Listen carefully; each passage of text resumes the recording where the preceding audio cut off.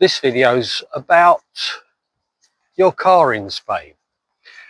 A lot of Brits come over in their car and leave it here, drive around here for months and don't think about re-registering the car with Spanish plates. Now you've only got a small amount of time. If you're resident in the UK, if you're resident in Spain, you've only got a few weeks to register your car, re-register it on Spanish plates. Even if you intend to go back after a few months, if you're entitled to spend 6 months out here, you still have to register your car here. And if you drove back, you'd have to register it back in UK. I mean, that's not practical. So the law is you have to register here if you're resident here. Now, if you don't, there's certain times of the year that the police start clamping down. There's too many British cars in Spain during the summer for them to pull over every vehicle. They do spot checks. When I was in Torrevieja, they had there's like 2 roads into Torrevieja from the south, and there was always traffic jams on the main road. So you pull off onto this little side road that gets you into Torrevieja, and once you're there, they were pulling people over. Now I had my car, I didn't really know about this, and I had my car still on British plates. They didn't really bother me on that. I showed them my passport, my insurance, and they searched the car completely and sent me on my way. When I came to La Manga, completely different police. It's Murcia police, local police, San Javier. I mean, in La Manga, it's split into 2. The southern part of La Manga is Cartagena local police, and the northern part is San Javier. It's very strange. So we got this little local police station. I'll show you that in another video. Now, they pulled me over. I went out on a Saturday up the main road, and they pulled me over and told me they told me I could drive the car for that day, drive it home, but I couldn't drive it anymore because I was still on UK plates. Effectively, if you stay on plates, I've heard of people driving their cars for years on British plates, but your MOT will run out. You can get it insured, but will they still honour claims if you don't have an MOT? Well, they won't. So you wouldn't be insured, you wouldn't have an MOT, it's not roadworthy. They can take your car away. I've heard of someone said he was driving on his UK plates and they took his number plates off, left his car stranded. He'd have to get a tow truck to tow it back to the a lot of people take it straight back to the registration people here that will do it for you, but you've got to get it off the road.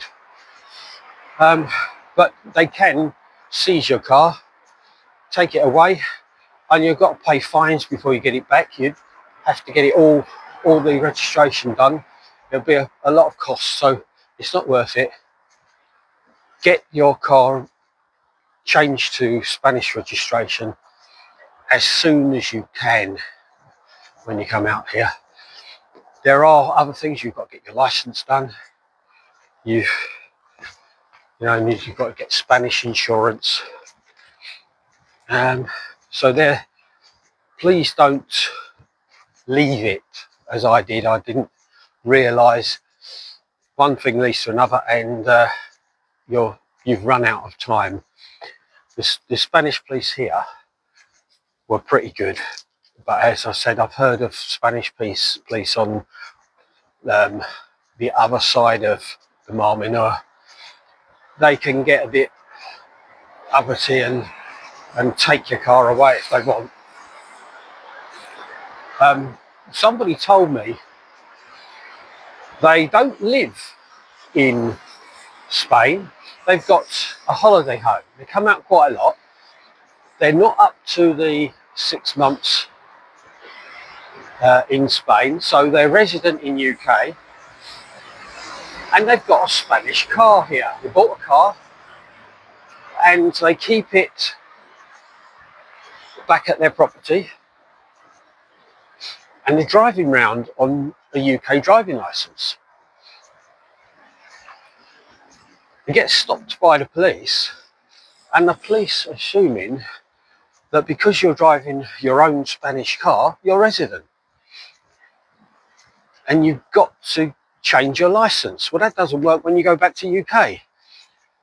So he told me, go to the post office and get a international driving licence. I didn't have the opportunity to do this when I was coming out here. So international driving licence lasts for a few years.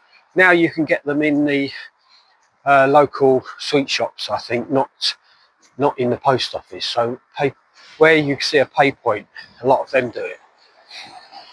So if you're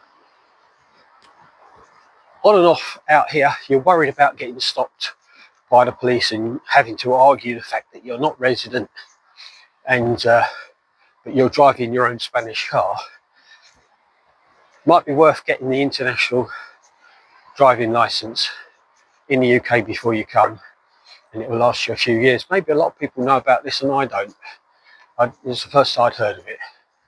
So yeah,